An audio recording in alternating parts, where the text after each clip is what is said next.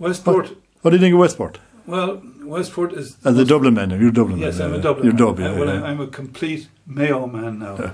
And when I came to Westport first, it was a different place. There were no houses available for sale. Well, there were a few, but they were... Richard George Brown was the town clerk, and he was the town auctioneer as well.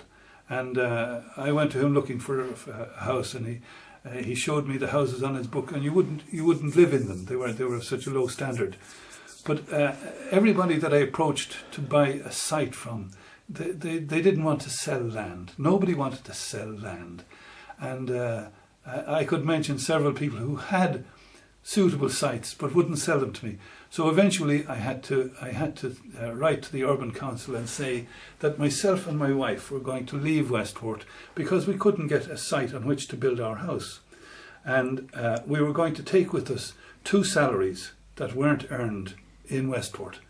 And this rattled a cage in the Urban Council. And Sean Staunton was chairman of the Urban Council at the time. And he said to Ailby Malone, who was the town engineer, he said to Ailby Malone, haven't we got a field up on King's Hill on the Newport Road? Yes, well, you make a site available to that young man before he leaves town with 2 salaries with him. And so Ailby Malone gave me the plan of King's Hill, which contained 50 sites. And he said, there you are, go and play away with it, take your pick. So I brought the children up and my wife, and we came up and we walked around the hill, and we said, this is number 29 or this is number 33. Would you like this one, number 7? And eventually we settled on number 1 down at the main road. And this is number 1. This is number 1. And it's the first house built here? This is the first house built here in 1970. 1970 it started, and 1971 it was completed. And we lived here for a year with no road, no light, and the water that came overland from Pine Woods, and the electricity came along a cable overhead over the tennis court over to us for a full year before they started constructing roads. So the council owned it? The council owned it. And you bought a site off them? Correct. Everybody bought their sites after? Correct. And different builders built all the houses? Correct. And different designers designed it? That's right. So there was no 2 houses are the same here? Well, that's correct. Yeah, okay. Yeah. And did it take long to fill it up? It did. I think it did, yeah. Yeah, there was no great demand for individual sites in town, but there is now.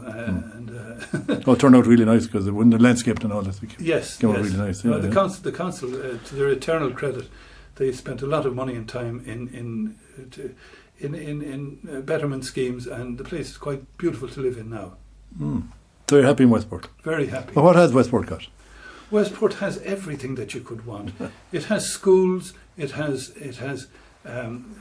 Now all the roads are perfect. They weren't they weren't 50 years ago when I came down here, but it has everything you could want in a social aspect. It has all sorts of clubs and associations. You can play bridge, or you can play tennis, or you can play golf. You can be a member of the Dramatic Society.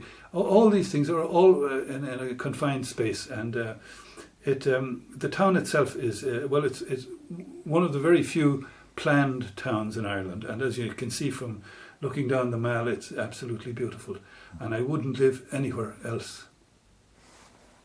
Well said for Jackie.